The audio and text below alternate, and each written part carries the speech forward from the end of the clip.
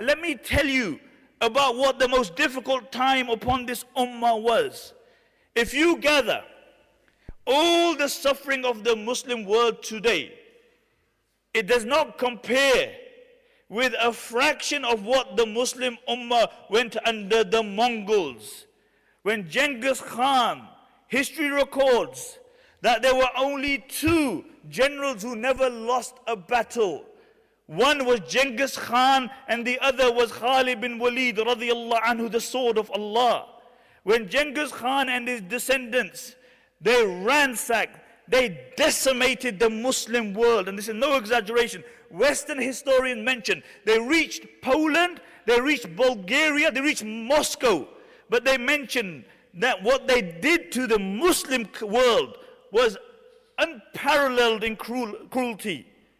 When they took Bukhara, the narrations mention they gathered every single Muslim in the masjids and they butchered them. When they took Samarkand, they gathered the Muslims outside Samarkand, and then every single Muslim was butchered, and then they cut off their heads and they made pyramids out of their heads.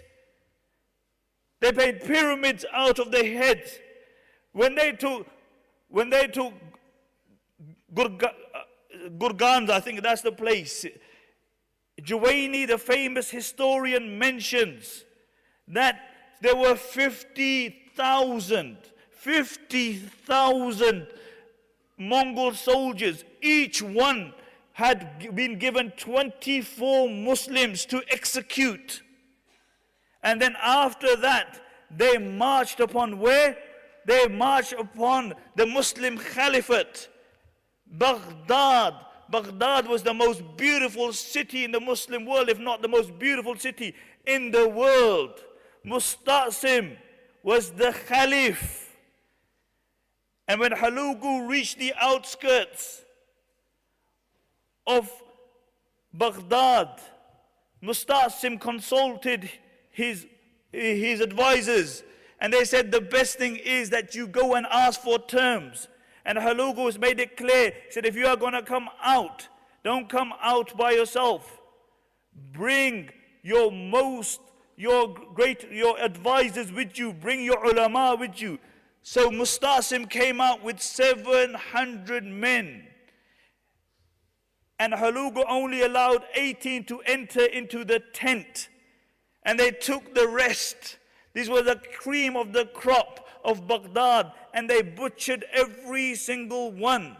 And now Musta'sim is standing in the court of the Mongol prince.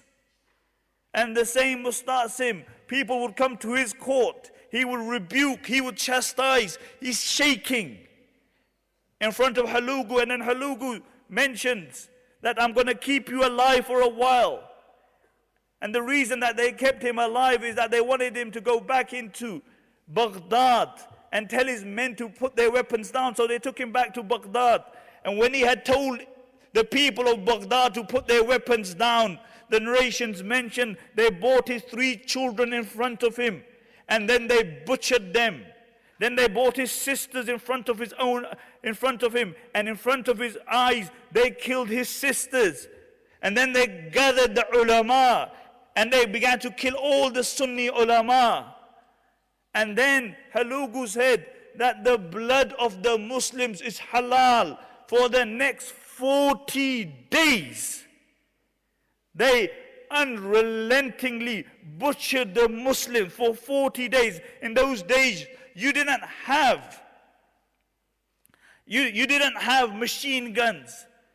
They would make the Muslims line up, and they would pluck them like you pluck a chicken from a poultry farm. And then they would slaughter them. For 40 days this went on. The Muslims were so petrified. The narrations mention that a Mongol woman would enter into a Muslim home, and she would kill every single individual, and nobody would fight her back. A Mongol woman would tell a group of Muslim men, don't move from here. And they wouldn't move from there. And she would go home and she would bring a sword and she would butcher every single one. Narration mentioned that one Mongol would kill 40 children after killing their mothers. The entire population of Baghdad was close to the entire population of Birmingham. And half of the population was destroyed. And after 40 days, Хүлэгү came into Baghdad and he gave an order that the killing should be stopped. And many of the Muslims had dug graves, and they were hiding in these graves. Many ate dogs, cats, even corpses to survive. This was the situation. And then Хүлэгү said to Mustasim, he said, bring me your wealth. So he brought him his wealth. He said, no, bring me the wealth which is hidden. And in the middle of the palace there had a hawd. And underneath was the treasure which had been gathered for the last 500 years.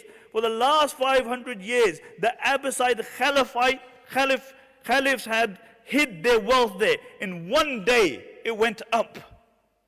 And then they imprisoned Mustasim and they starved him. And Mustasim asked for some food. And Хүлэгү sent him a platter with gold upon it. And he said, what am I going to do with this gold? He sent it back. And then Хүлэгү went to him. And look at this. This is a non-Muslim. He's telling the Muslim king. He said, if you can't eat it, then why did you hoard it for? If you couldn't eat it, why did you hoard it for? Why did you give it to your men so they were ready to die for you? And then he took him and he showed him the big gates of Baghdad. He said, what good are these big metal gates when there is no men to defend them? Why didn't you break these gates and make lances out of them and give them to your men? And Mustasim said, it's Qadrullah. And Хүлэгү said, I will show you Qadrullah. And they rolled him up in a carpet. And then they had him trampled by the horses. 800,000 Muslims died. 800,000. The Darul Hikmah, the greatest Muslim library in the world, millions of books were ransacked, thrown into the Euphrates until the Euphrates went black with the ink. Black with the ink. And Хүлэгү found it so difficult to stay in Baghdad because the stench of the dead corpses that he moved out of Baghdad. This is what happened with the Muslims.